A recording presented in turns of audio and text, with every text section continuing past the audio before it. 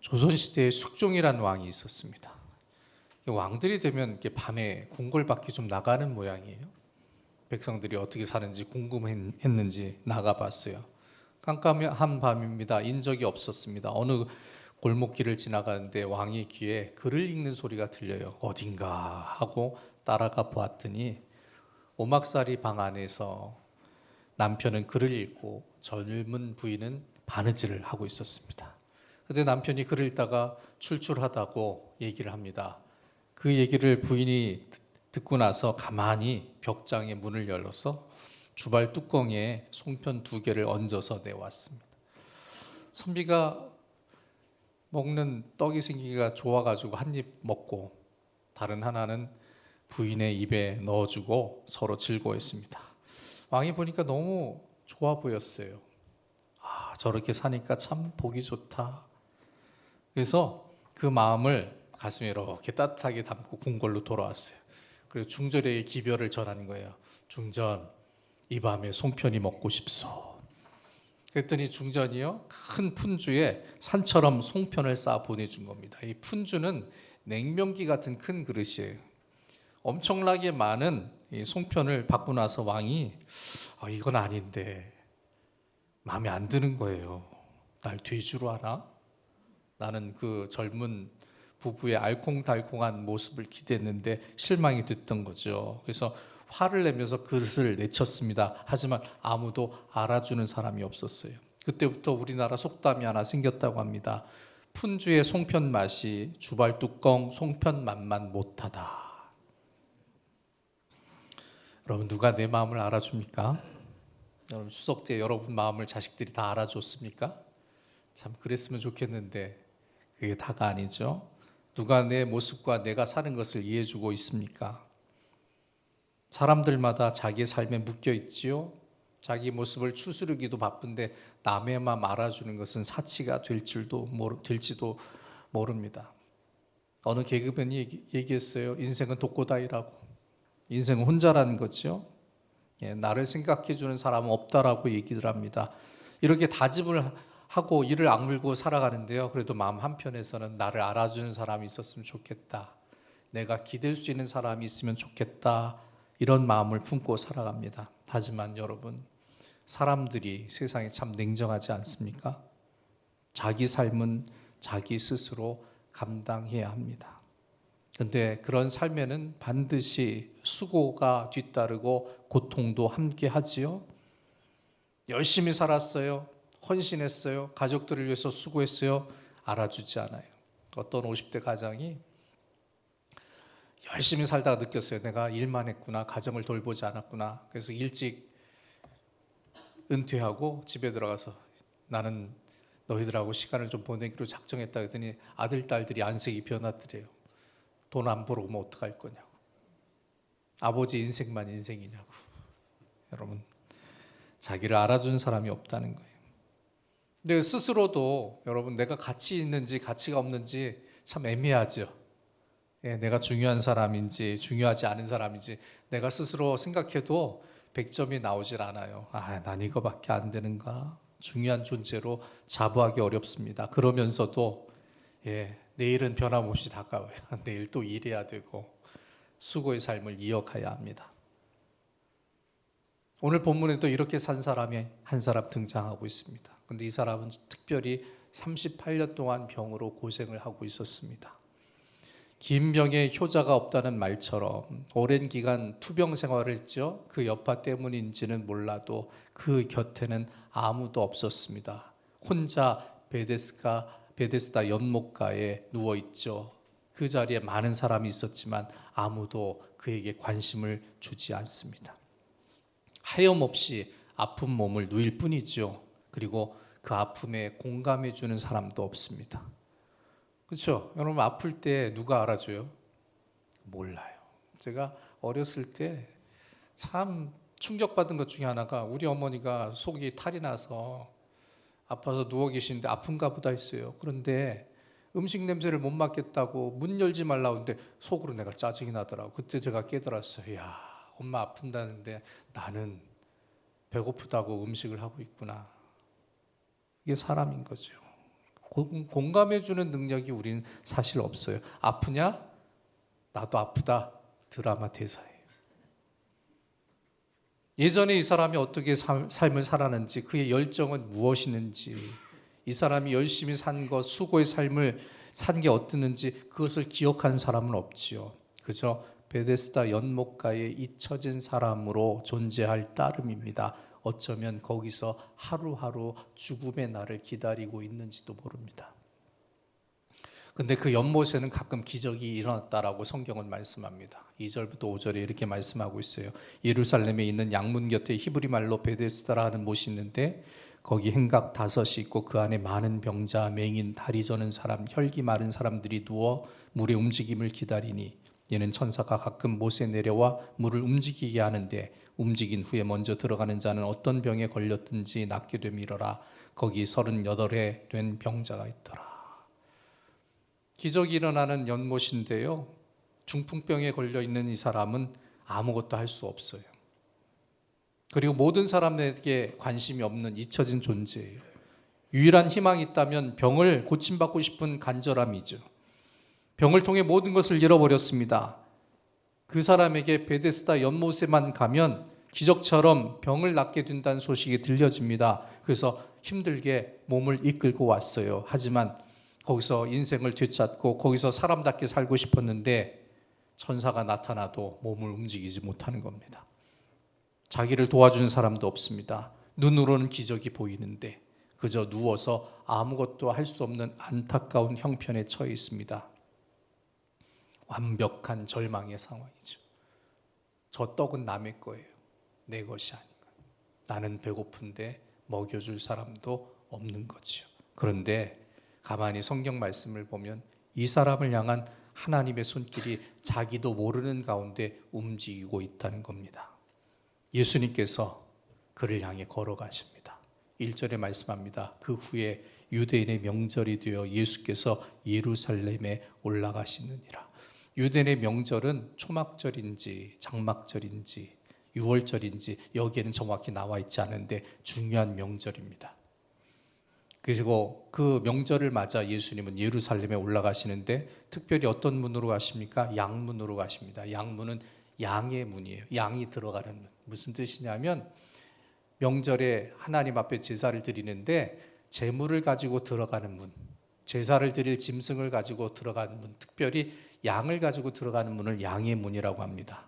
그런데 그 양문 옆에는요, 이 베데스다라는 연못이 있는 거예요. 예수님은 예루살렘에 들어가실 때 많은 문중 가운데서 이 길을 선택하십니다. 예수님이 양을 끌고 가신 게 아니에요. 그런데도 양의 문으로 가셔요. 그 이유는 성전을 가시지 않냐고 베데스다를 들려야겠다는 계획을 하신 거예요. 왜 일부러 베데스다에 가셨을까요? 딱 이유는 하나예요. 가난한 자와 연약한 자, 고생당하는 자와 고통을 겪는 자를 찾아가시기 위함이었다는 거지요. 특별히 베데스다에 오랜 기간 누워 고생과 고통을 당하고 있었던 중풍병자를 일부러 찾아가신 겁니다. 우연이 아닙니다. 이 사람에게 다가가시죠. 신방해달라고 한 게 아니에요. 주님이 그냥 가십니다. 그리고 그 사람에게 말씀하십니다. 주님, 저랑 대화해 주세요. 그게 아니에요. 묻습니다. 예수께서 그 누운 것을 보시고 병이 벌써 오래된 줄 아시고 이르시되 내가 낫고자 하느냐. 38년 된 병자는 우리에게 많은 것을 생각하게 합니다. 38년의 투병의 시간, 얼마나 힘들었을까요? 그 긴 시간 동안 가족과 주변 사람들이 그를 치료하기 위해서 얼마나 많은 노력과 도움을 주었을까요? 그런데도 그는 낫지 못합니다. 결국 남아있는 사람도 다 없고 사라집니다. 병자를 도와준 사람은 없습니다. 아무것도 할 수 없는 존재가 되었습니다. 기억할 수 없는 잊혀진 사람이 되었다는 것이죠. 그런데 그 자리에 예수님이 찾아오십니다. 그리고 그 사람을 바라보시면서 대화를 시도하시죠. 자기 한계에 빠져 아무것도 할 수 없는 사람입니다. 그를 중요하게 생각하는 사람도 없습니다. 스스로 자존감을 상실한 채 절망의 밑바닥에 곤두박질 친 사람입니다. 그런데 예수님은 이미 그에 대해서 알고 계십니다. 이 사람을 찾아 물어보십니다. 내가 낫고자 하느냐.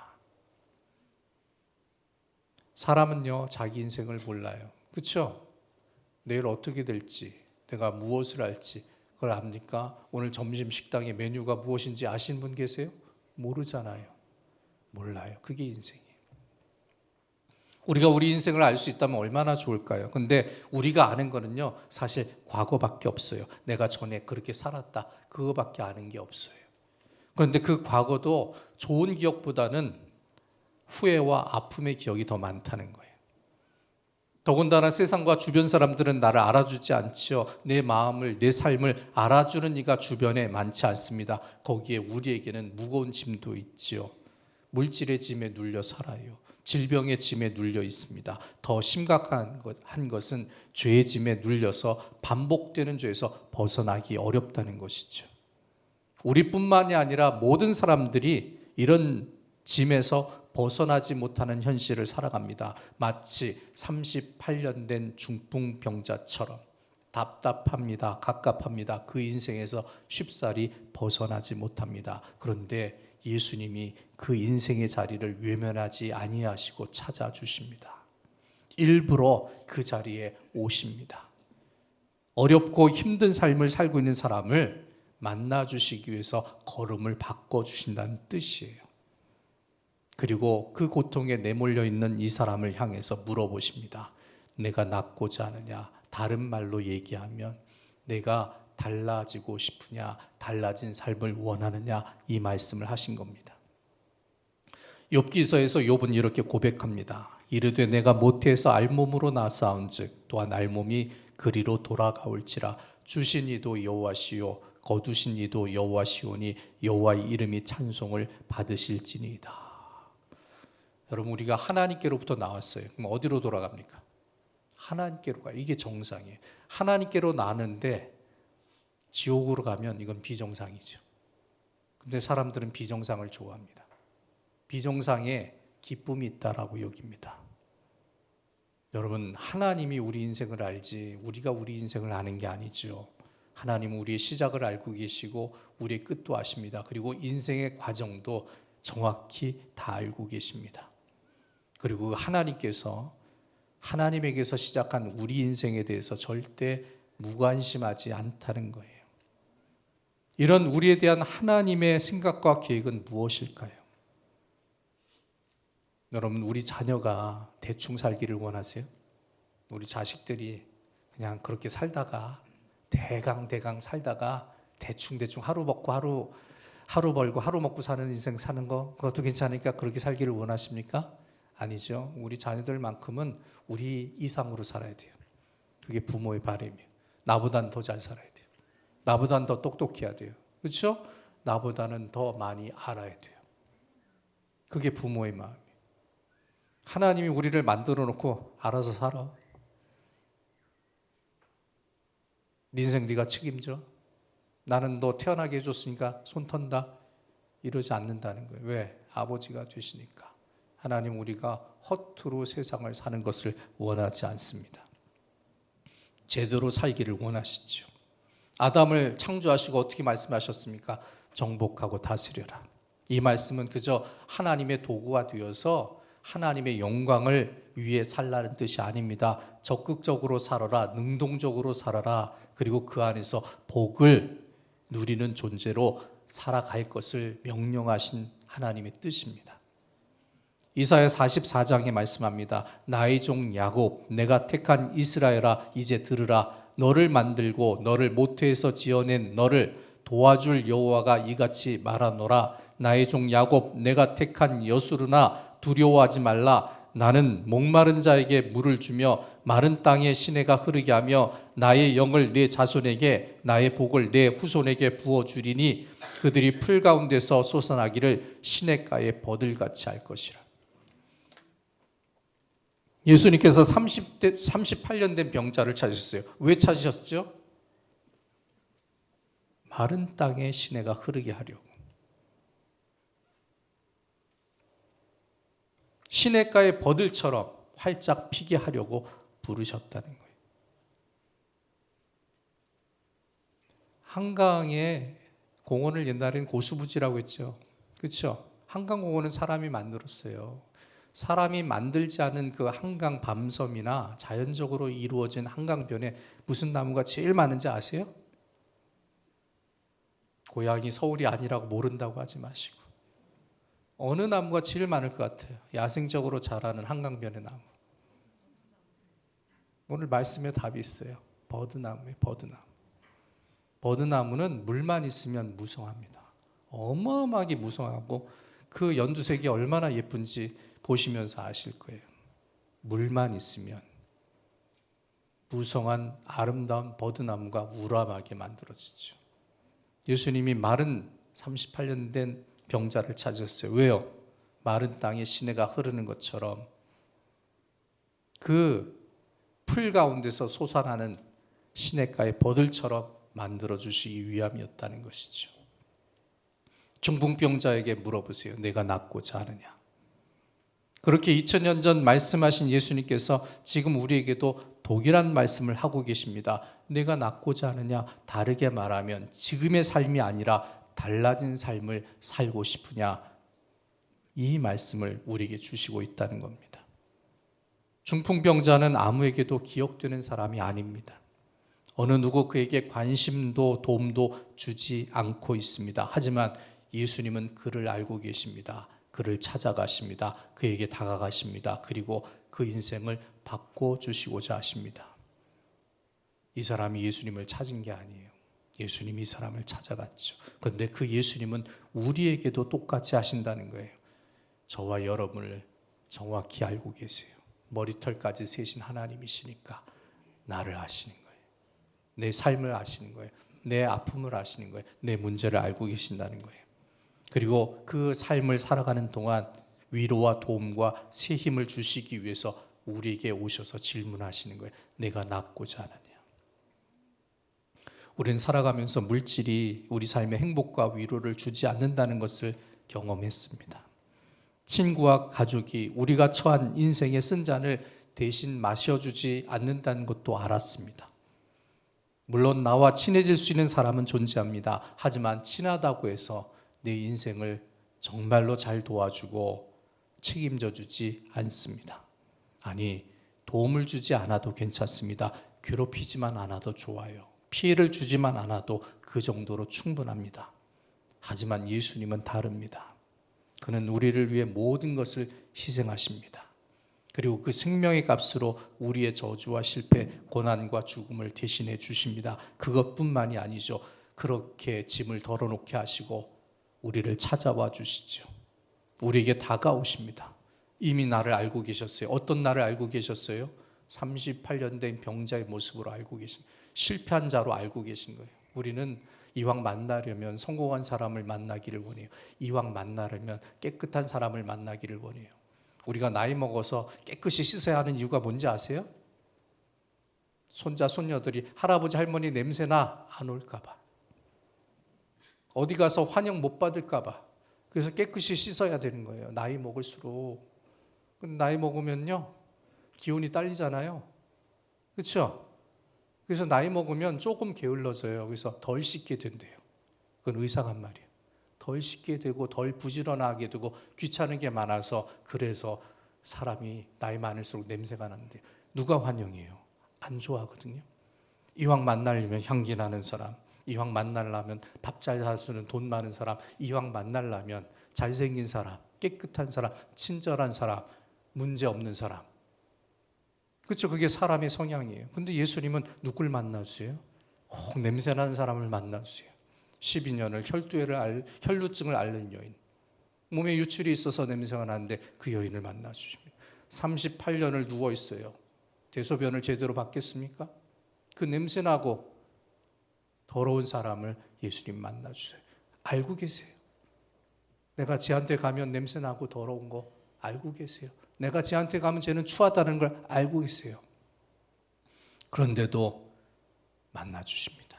어떤 삶을 살아왔는지, 우리 모든 삶의 과정을 이해하고 계십니다. 저가 아픈 사람이구나, 저가 어려운 사람이구나, 저가 냄새날 정도로 자기를 돌보지 못하는구나. 그런데도 그 삶에 다가오시죠. 그리고 38년 된 중풍병자의 고생의 짐을 벗기신 것처럼 우리 삶의 무게를 대신 담당해 주십니다. 그리고 우리에게 이렇게 말씀하시죠. 수고하고 무거운 짐진 자들아 다 내게로 오라. 내가 너희를 쉬게 하리라.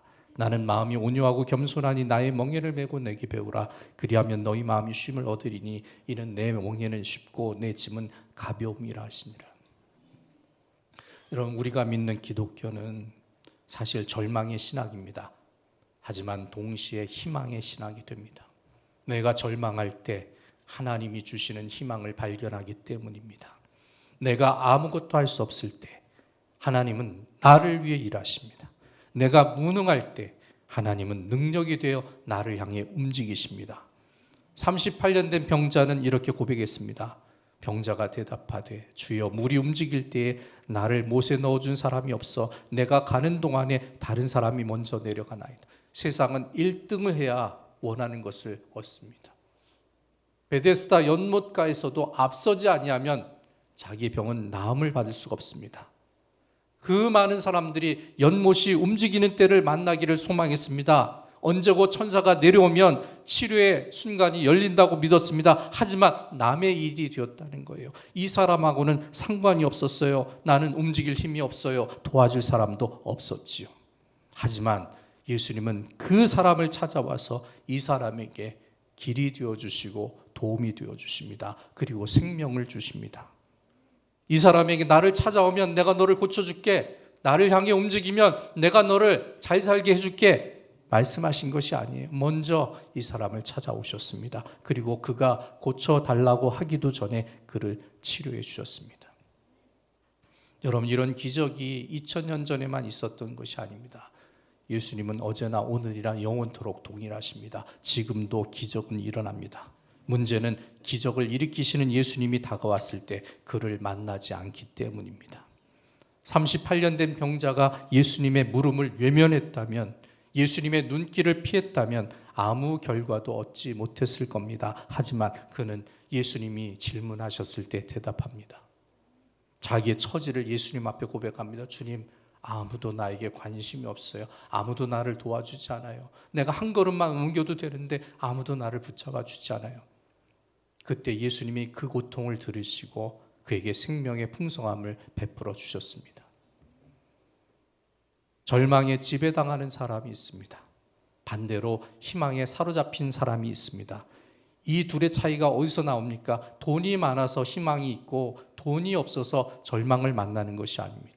건강해서 희망이고 병들어서 절망이 아닙니다. 강한 정신력이 있어서 잘 되고 정신력이 약해서 안 되는 것도 아닙니다. 딱 한 가지입니다. 신앙이 있느냐 없느냐, 믿음이냐 불신이냐, 그것이 우리의 삶을 결정한다는 겁니다.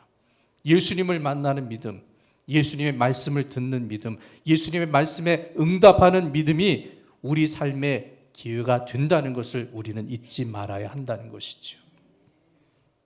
2018년 10월 5일 국민일보에 이런 기사가 실렸어요. 인도네시아 팔루 공항에서 큰 지진이 일어났습니다. 그런데 여객기 기장이요, 비행기를 빨리 출발시켰어요. 30초 차이로 비행기가 이륙해서 지진에서 자기뿐만 아니라 비행기도 건지고 140명의 승객을 살린 일이 일어나게 됐다는 거예요. 인도네시아 바틱 항공사의 리코스타 마펠라 기장이에요. 슬라웨시 섬 팔루 공항에서 강진이 발생하기 직전에 여객기를 극적으로 이륙을 시킵니다. 원래는 오후 5시 55분 출발 예정이었어요. 그런데 오후 5시 52분 3분 일찍 출발하라는 명령을 듣고 비행기 문을 얼른 닫아버렸어요. 그냥 무조건 닫았어요. 냅다 달렸죠. 전선용으로 활주로를 달리는데 가다가 막 비행기가 흔들리더래요. 그래서 활주로가 상태가 안 좋아서 흔들리나 보다 했대요. 근데 목적지에 도착하고 나서 강도 7.4의 지진이 팔로 공항을 강타한 사실을 알게 되었다는 거예요. 왜 일찍 출발했습니까? 기자가 물어봤어요. 그랬더니 성령님이 일찍 출발하라고 말씀하셔서 믿음을 가지고 출발했다라고 대답을 합니다. 팔루 공항에 착륙한 직후부터 일찍 떠나라고 말하는 성령의 목소리를 들었습니다. 그 목소리에 이끌려서 이륙 준비를 서둘렀다고 합니다. 그래서 30초만 늦었어도 나는 죽었을 겁니다. 이 대답을 했어요. 그래서 기장이 860에 착륙을 했을 때 승무원들한테 명령한 거예요. 휴식 시간은 딱 20분이야. 20분 안에 비행기 돌아와 명령을 하고요. 자기는 조종석에서 떠나지도 않았다고 합니다. 또 관제탑에다가 계속 요청을 하는 거예요. 빨리 출발할 수 있게 해주세요. 시간 좀 단축해 주세요. 그랬더니 관제탑에서 그럼 3분 먼저 출발할 수 있도록 스케줄을 조정해 준 거예요. 그러니까 관제탑이 허락하자마자 잽싸게 문을 닫고요.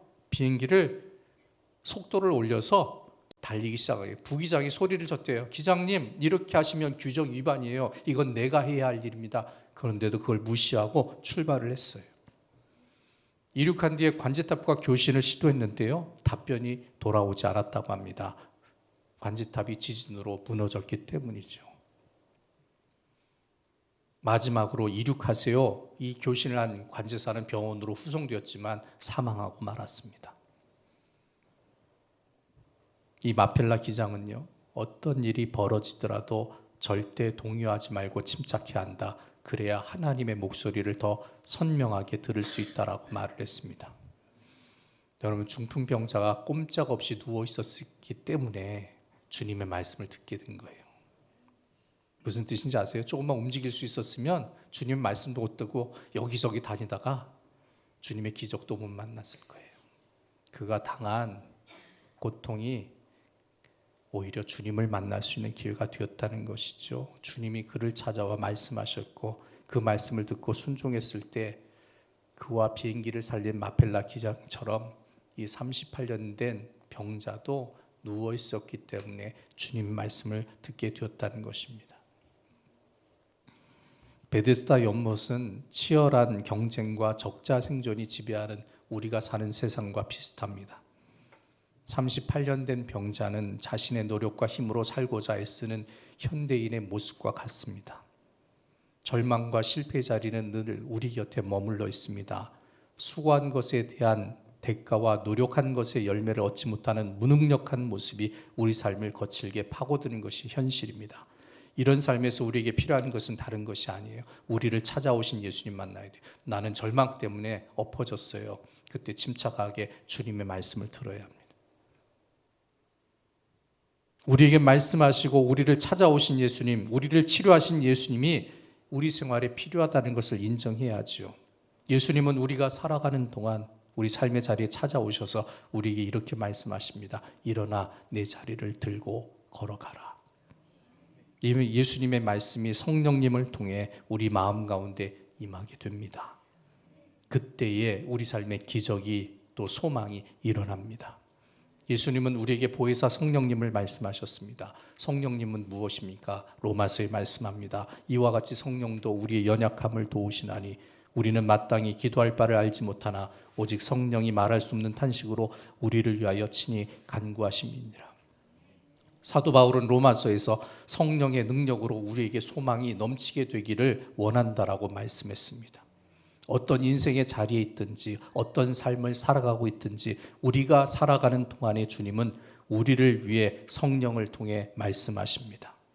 주님을 만나고 주님을 의지해라. 그때 소망이 이루어지게 되는 것이죠. 그 소망이 주님 안에서 반드시 성취가 됩니다.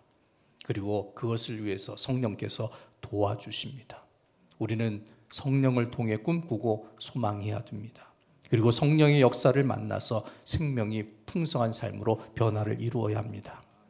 이런 인생의 치유와 회복은 인간적인 시도로 이루어지지 않습니다. 예수님을 통해 성령님을 통해 이루어집니다. 그 때문에 우리 삶의 모든 순간을 주님의 인도를 만날 수 있도록 주님과 함께하는 신앙의 삶을 지켜야 한다는 거예요. 그때 성령님 도와주십니다. 우리가 성령님을 인정하고 환영하고 모셔드리는 성령의 충만한 믿음을 살아가게 될 때에 성령님이 우리를 인도해 주십니다. 주님을 만나는 믿음, 주님의 말씀에 순종하는 믿음, 성령의 충만함을 구하는 믿음이 필요한 이유가 여기에 있습니다. 그리하게 될 때 우리가 살아가는 모든 날 가운데 일어나 내 자리를 들고 걸어가라는 주님의 말씀이 이루어집니다. 그리고 그 말씀이 우리 삶의 변화로 회복으로 치유로 이루어지게 될 줄로 믿습니다. 예수님의 말씀을 듣는 믿음, 성령의 충만함을 따르는 믿음이 될 때 내가 살아가는 동안, 우리가 사는 인생의 시간 속에 38년 된 중풍병자가 얻은 것과 같은 생명의 풍성함을 채우게 될 줄로 믿습니다.